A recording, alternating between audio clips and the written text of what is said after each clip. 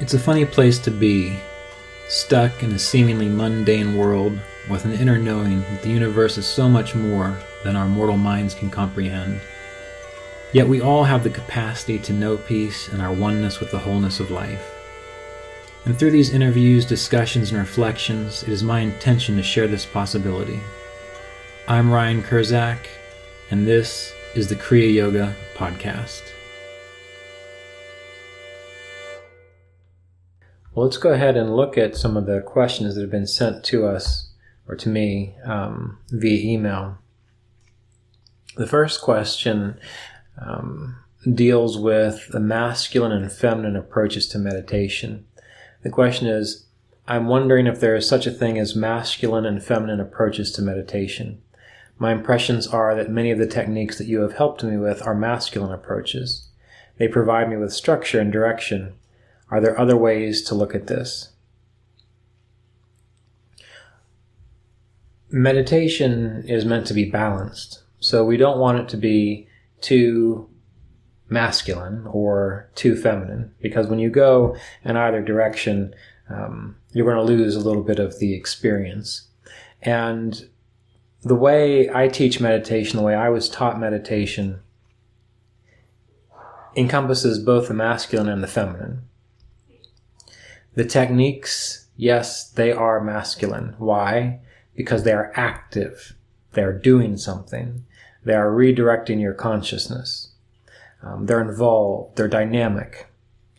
And we need to be able to do that, because if you don't have the structure, you don't have the techniques, you're just going to kind of float around in consciousness, and who knows what's going to happen.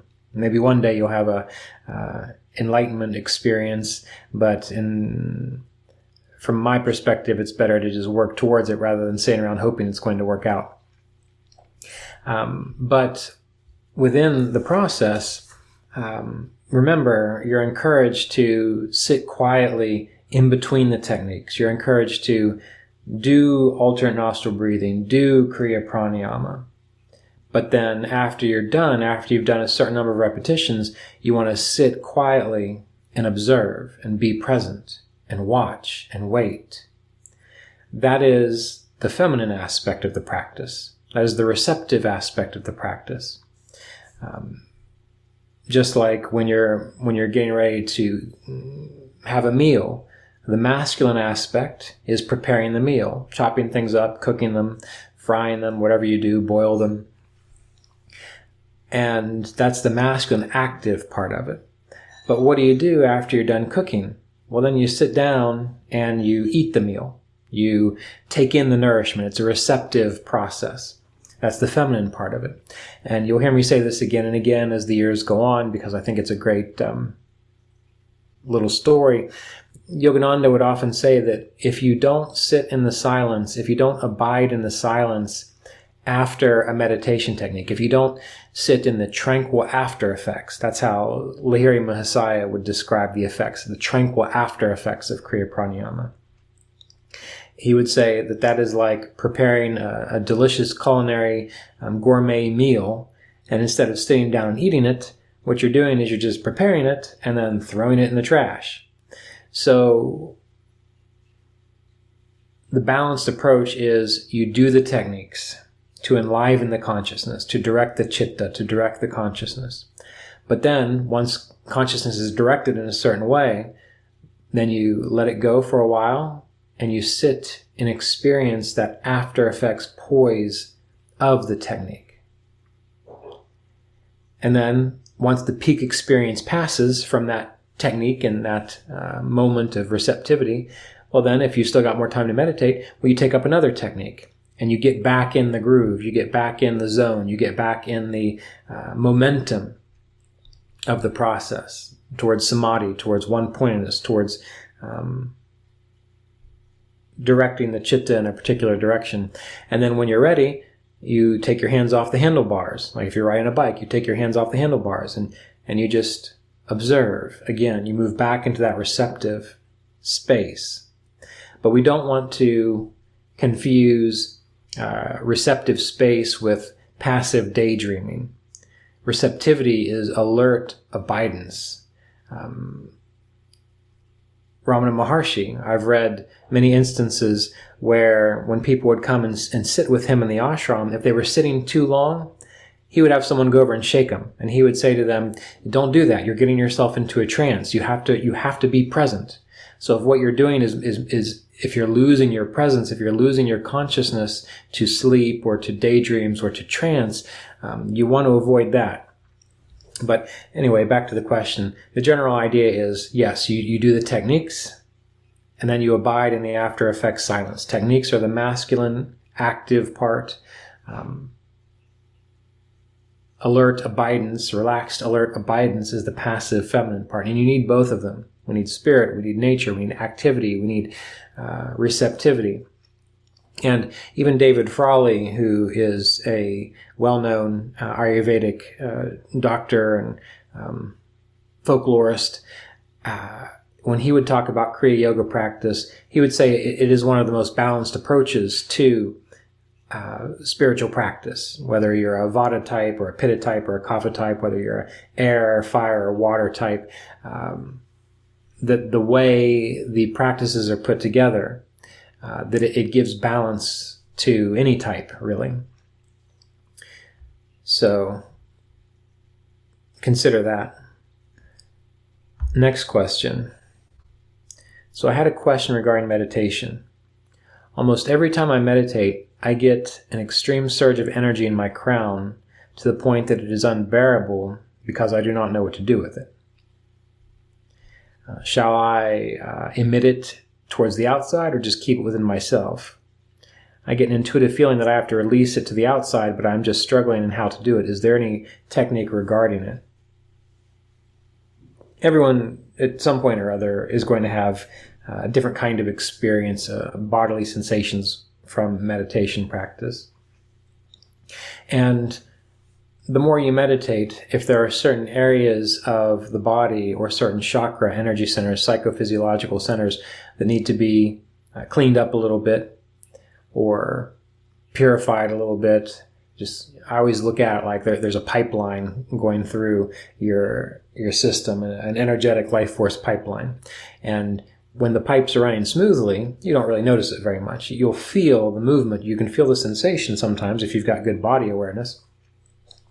But you don't tend to necessarily get too caught up on it.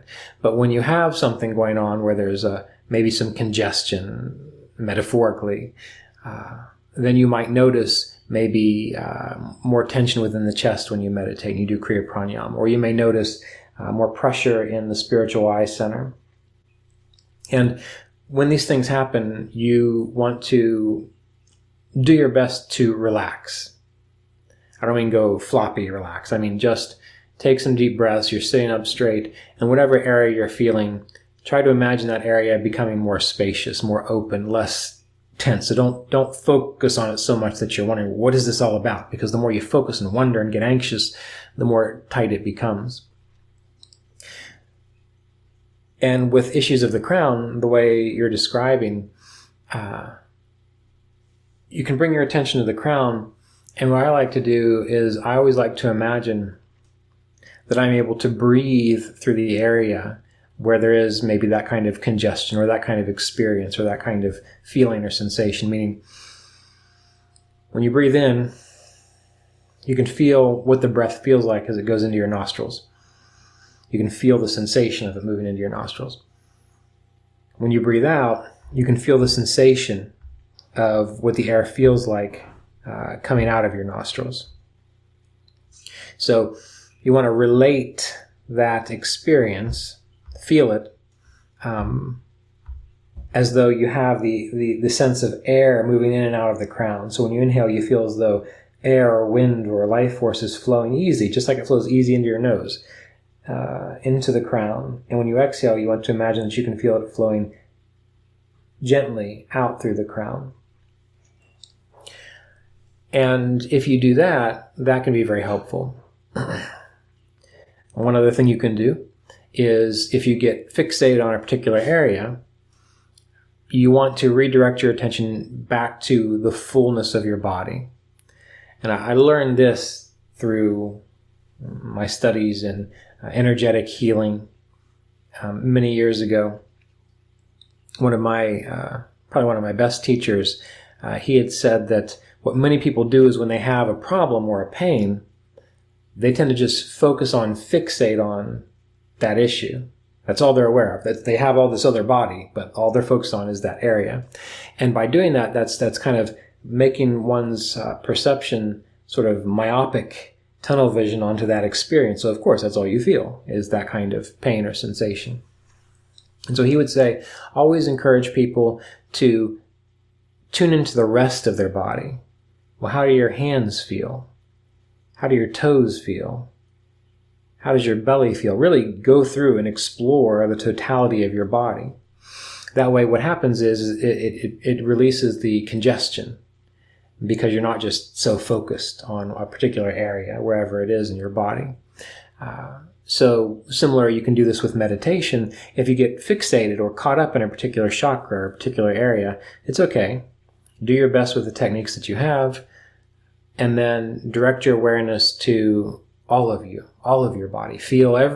Really scan through from the tips of your fingers to even what do my fingernails feel like, to the backs of your hands, to your elbows, to the skin on your forearms, to your chest, to the seat that you're on. You go through the whole thing, and what that's going to do is it's going to help circulate that life force, that body awareness. And it'll help balance things out. And you can do that at any time, really. It's a wonderful practice. Another question. This looks like a long email, so let's see if I can tease it out.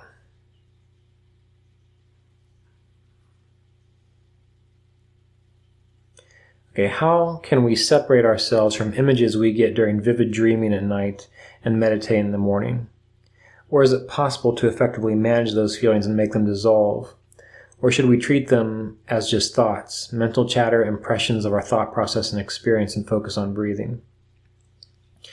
That's a big question, because there's many reasons that could be going on. It might be that you are just too active in your imagination. And if that's the case, then the best thing to do is just focus on the breathing, return your attention to the technique, treat it as though those are the distractions, and remember your meditation process, the techniques, the mantras, all those are to get you focused on something other than your thoughts, other than your distractions. And of course, those images or those thoughts or those distractions are going to be persistent. Like when you're in a crowded room and everyone wants to talk to you. Well, the more you ignore them, they might try a little harder for a bit because they really want to talk to you. But after a while, they realize, oh, this person's not responding, so let's go somewhere else. Your thoughts will do that too. Your emotions will do that too. But it does take patience depending on how active your consciousness is.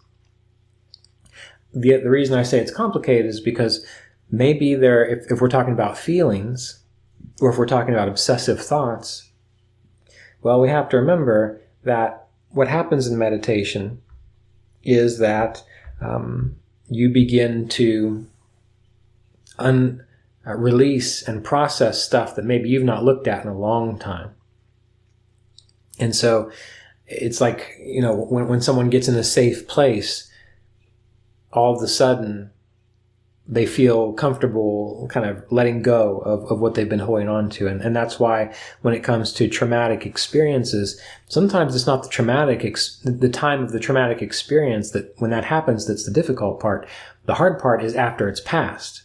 Because what many people do is when they're in a traumatic situation or state, they're just dealing. They're doing their best. And they don't have time to think about how to process that. But once the trauma or the pain-causing situation goes away, and now they're just left in a state of peacefulness, or they're able to look around and take a breath, then they start to realize, what have I just been through? And then they start processing it. So meditation, if you've got a lot of stuff like that, does that too. That's why some people have a lot of problems with it. That's why you get all those people talking about how meditation is dangerous. Well, it's not dangerous. It's dangerous if you don't know how to work with it, and it's dangerous if you've not processed some of your important things. And that's why many of the interesting Christian people way back when I first got started, they would say, oh, don't meditate. When you meditate, you're opening yourself up to the devil. You're opening yourself up to demons. Well, of course it's going to seem that way. The moment that you get calm and start to look within, well, there's a whole bunch of crap in there that's tormenting you. And now you can look at it. Yeah, it's going to seem like you're being overwhelmed by those things. And from that perspective, when you come from a culture, and oftentimes the Christianity can be kind of a repressive culture, they don't want you looking at those things, because then you have to like face and make changes and maybe realize, maybe this person was abusing me and I don't need to be around them, even though they are. Anyway, we can go on, but point being that we do always have to be aware of the possibility that if we have persistent obsessive thoughts or persistent obsessive feelings, it might not be because you're broken or you have OCD. It might be because there's a loop of trauma in there that you don't know how to deal with. And sometimes meditation will resolve it for you. Sometimes you'll have an aha moment and it'll pass. But in my experience, usually you have to have the help of a professional who knows how to teach you how to be more resilient, and you have to learn how to be more resilient. So many reasons that could be an issue. If it's none of those big reasons that we talked about, then yeah, just ignore it. That's what Mr. Davis would say. And Mr. Davis wasn't a big, he didn't really recommend therapy too much and those kinds of things, mainly because, most people kind of get addicted to it. He would say, well, you're going to have to transcend it all anyway, so why not just release it? And I wish it was that easy, and maybe for him it was. But I think we could have a little more realistic view of that. Next question.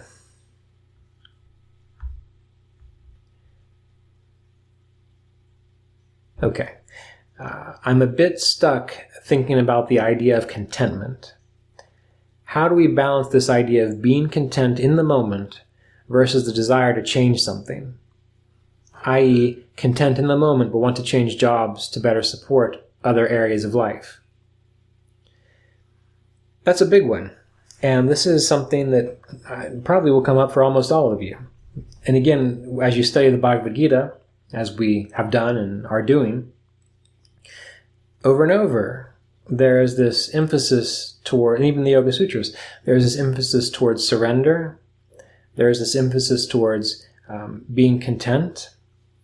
And it can be very difficult to sort that out because we live in a doing society, a society that values doing things. Well, you can still do things and be content, and you can still be active and be content. And that becomes easier the clearer you get and the more in tune you become with the wholeness of life, life's processes in general. Because what most of us do in the beginning is we think we have to do this. We have to figure that out. We have to make something work. We have to try and do, and on and on and on. And it drives us crazy. When most of the things in life, it is good to do your best to set up the opportunities the best of your ability. But oftentimes things just tend to happen and then you have to respond. Well, the clearer you get and the more you are aware of what your purpose and path is in this world, the more this makes sense. Because, for example, I do a lot of podcasting, I do a lot of writing, I do a lot of teaching, I do a lot of things. And I don't sit around and think, I need to do it to make something better. That's really the difference between contentment and non-contentment. If you're doing something because you think something is wrong, well then, you're going to come at it from a different kind of perspective. But if you're in a groove and you're moving forward in life and you just happen to know, I think it's time to change jobs. I'm a more skillful person now. I have more experience. It's not really satisfying anymore. I'm not able to serve well here. Well then, that doesn't mean that you're discontent. That just means that you're tapping into the intuition and the fact that the rest of life is saying, hey, why don't you check something else out? It's time to do something different. It's time to close a chapter and start a new chapter. And you can do that without becoming discontent. And change doesn't mean that you are not content. So essentially what you learn to do is just see change as everything else. For a while, you're at a plateau and you're working, you're doing this, you're engaged in a certain project. But like all things, that will eventually come to an end. So when it comes to an end, then you recognize it, you accept it, and in a state of contentment, you look around and wonder, well, what now? What do you want? What should I do? What does the bigger picture want of me? And if you have an idea, an inspiration, a lead to follow, well, then you follow it and see where it goes. If you don't, then again, you can try to make an opportunity, which no big deal. That's fine too. Or you can simply sit back and wonder, what next? Which way should I go? And it's okay to admit, I'm not going to be here forever. So let's see what's possible. What other doors are there? And then pick your door and walk through it. And you can do that without becoming discontent.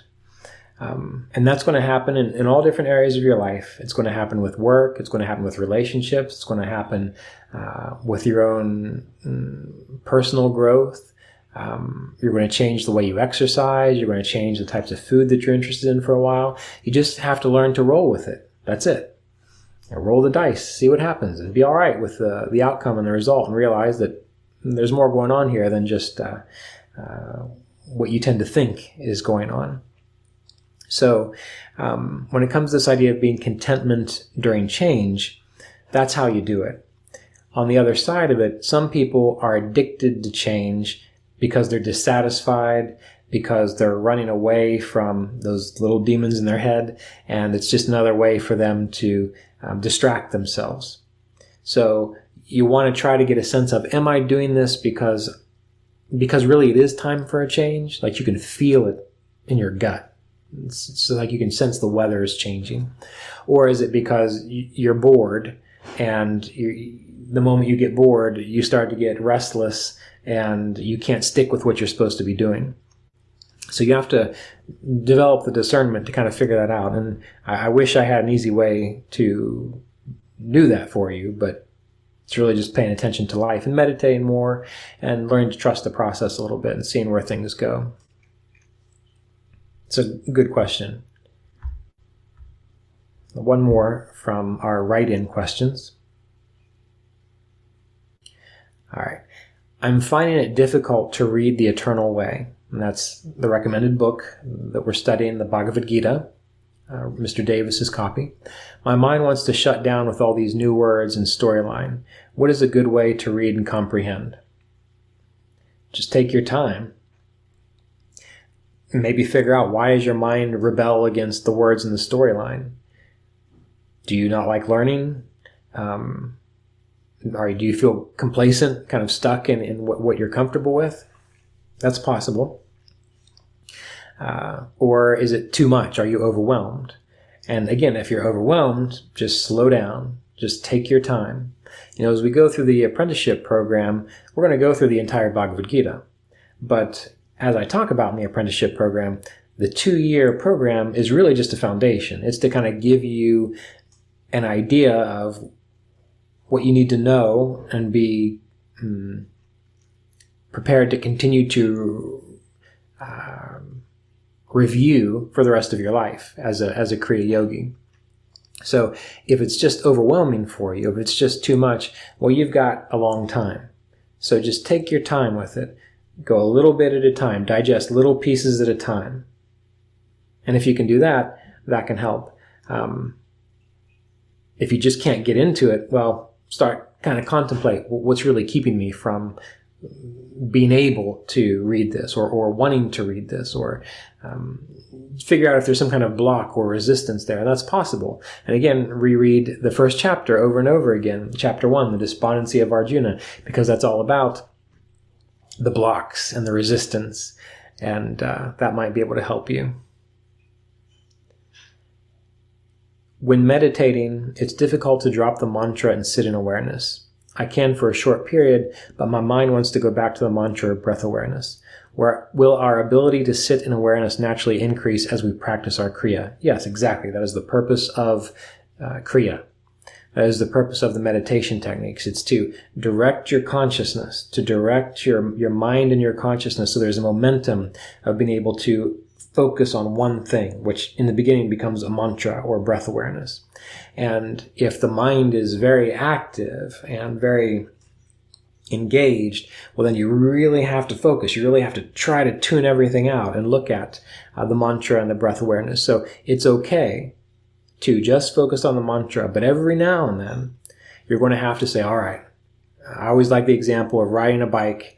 And when you're riding a bike, sometimes you can take your hands off the handlebars. In the beginning, it's very hard. You try to do it, and you know, you're going to fall over, so you got to hurry up and grab on again. Well, it's like that with this experience. You're doing the mantra, you're riding the bike, you're holding onto the handlebars, and then you want to exist in awareness. So you start to release your grip a little bit, hold it, you're losing it, and then you hurry up and grab on. And then every time you bike or every time you meditate, you experiment. You try to just hold it a little bit longer until eventually you figure out how to let go. I recommend going and watching that video that I did on my YouTube channel, youtube.com/Kriya Yoga Online, called the one skill every meditator should know. You can search for that on my YouTube channel, the one skill every meditator should know. And that helps to speak to this idea of how to do it. But yes, the idea is that Kriya will naturally increase it. However, you still have to keep trying. Another question. Aren't all the chakras important? It seems like some of the meditation techniques just focus on the upper chakras. Of course, all of the chakras are important, but with our spiritual practice, our goal is to direct our attention into the states of consciousness of the higher chakras. The lower chakras, the first chakra, the second chakra, the third chakra, these are related to pretty much how everyone in the world lives. First chakra, survival. Second chakra, procreation, creativity. Third chakra, willpower, sense of individuality. In our world, just about everyone functions from those three chakras. But very rarely do we start getting into the fourth chakra of compassion, the fifth chakra of being able to perceive and understand truths, the sixth chakra of transcending the mind, the seventh chakra of really seeing the wholeness of life as your very self. So why don't we focus on the lower chakras in Kriya Yoga? Because we have to remember that when it comes to yoga practice, meditation practice, and Kriya Yoga practice, there is an implied or expectation, something that's not stated, that you begin this practice once you've already balanced out those lower three chakras. That's why in the Yoga Sutras it says, and now instruction in yoga practice from an established tradition. And now you have built your business, you have taken care of your family, you are now ready to let go of those things to direct your awareness within. Or you have learned how to be creative, you have learned how to meet your responsibilities, first chakra. You've learned how to be creative and joyful, second chakra. You've learned how to be a strong individual in the world and use your willpower, third chakra. Well, once you got that, you're good in this world. You're good in this experience, this existence. So now what? Well, now we move into the spiritual process, which is what Kriya Yoga is all about, which deals with, again, fourth, fifth, sixth, and seventh chakra awareness. We're learning to, in a sense, amplify our spiritual body so that we can explore what's it like to see the world from a place of compassion, from the heart. That's not normal. You can think it is, but you go to all kinds of churches, and yes, they're nice, loving people, usually to the people that go to their churches. Not very often do people stray from their tribe, and they tend to protect their own more than anything else. Again, that's all first, second, third chakra stuff. But now through yoga practice, we're trying to get into the heart chakra of seeing everyone as your brother and your sister. Everyone is just important as everyone else. You're starting to get into the fifth chakra, the ability to experience silence and recognize truth. You're starting to get the sixth chakra. So fifth chakra, abiding in silence, recognizing truth. Sixth chakra, going beyond the mind. And this is why we direct our awareness up through these chakras. And this is why Mr. Davis would always recommend that in your daily life, even if you're not meditating, try to hold your attention at the heart, the throat, and the sixth chakra. Try to hold your attention up there. That will help to lift you above and beyond, help you develop above and beyond the first, second, and third chakra. So we don't spend too much time on the lower chakras because it is hoped that you've already attended to those things before you got here. Like when you go to grad school, we have a general idea that you've had certain classes and we don't want to have to go back and reteach all those things. So that's the reason. Now, final question from the notes that were sent to me. Will you be providing initiation during our apprenticeship? Before the apprenticeship program, I was going to Center for Spiritual Awareness for initiation. Will you be having any retreats this year? Yes. So hopefully you knew about this already because the email is dated a while ago. But yeah, we're doing a retreat in September, just southeast of Pittsburgh. And this is the way the apprenticeship program runs. Ideally, we have an end-of-year retreat where we all come together and we learn, we review what we've covered. And during those situations, we have initiations. And that brings up the idea of the apprenticeship program itself. You know, really, what is one of the main purposes of the apprenticeship program? Well, the apprenticeship program is not just for everyone. That's why we only let a certain number of people in, and I have an application process. It's for people who feel a specific resonance with this branch of the lineage of Kriya Yoga. That way, after 2 years of reviewing your journals and having email interactions and meeting you at the retreats, I know I have a better idea, at least, of what you're about. And I have a better sense of your dedication to the path. So the Kriya Yoga Apprenticeship Program mainly is to train you to have the skills, the knowledge, the information, and the support in these 2 years so that you can continue to live from that for the rest of your life as a Kriya Yogi. That's the main reason. The secondary reason is many people are looking to participate more in the lineage, whether they want to call it a student-teacher relationship or a guru-disciple relationship. Well, that's what I had with Mr. Davis, and Mr. Davis had with Paramahansa Yogananda, and Yogananda had with Sri Yukteswar. That's the apprenticeship program is my way of figuring out, is that going to work? Number one, does the student want to do that? And if so, I'm able to observe and see, is that going to work? If not, we find a way or see how it goes. So that's really one of the main reasons that, secondary reasons that we have the apprenticeship program.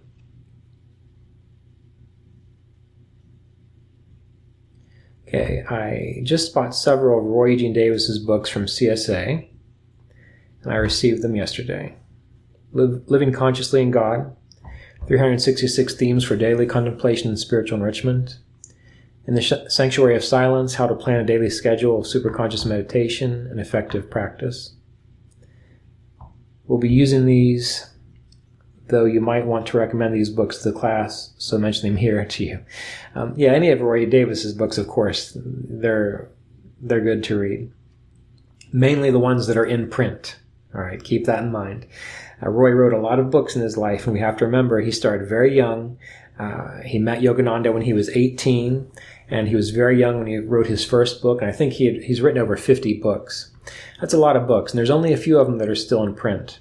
And that's because when he was asked that question, why don't you put this book out? Why don't you put that book out? Well, if you read some of his older books, you're going to possibly scratch your head and say, well, that's pretty, that's something. And it made sense for the time in which he wrote it. But Mr. Davis would always say that the reason he doesn't keep all those books in print is because they don't reflect his current state of consciousness. So the books that are in print are the ones that now currently, up until, so the books that have been in print between 2018 and 2022 because who knows, I'm sure people are going to think that he wants them republished now, that he doesn't. Those are the books to pay attention to from Mr. Davis, because those are the ones that reflect, as he said, his current state of consciousness. And I understand why he says that, because I've read some of his older books, and I compare them to the books that I really enjoy now that are in print, and the ones that are in print are very direct. There's not a lot of fluff. He outgrew a lot of ideas. And in my experience, he got right to the point in his final books. And I can remember my late wife, Melissa, whom you may know was also a dedicated Kriya Yogi. She would always say that we got the best version of Roy. We met him when he was 69. So we knew him for maybe about 20 years or so until the end of his life. And Melissa would always say, I don't know why she said it really, because she never really read any of his older books. She didn't know anything about him before that. And we all grow, we all change, even if you're on a spiritual path. Yogananda did that exact same thing. He was a very different person at the end of his life than he was when he wrote Autobiography of a Yogi. But she would always say, we got the best version of Roy. Because by the time we got there, when he was 69, he had 40 years of experience, and he kind of knew what was what.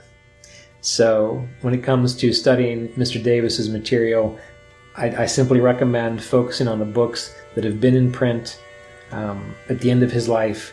And it might be fun to go back and read some of his older books. There's some neat stuff in there, just to kind of see his evolution.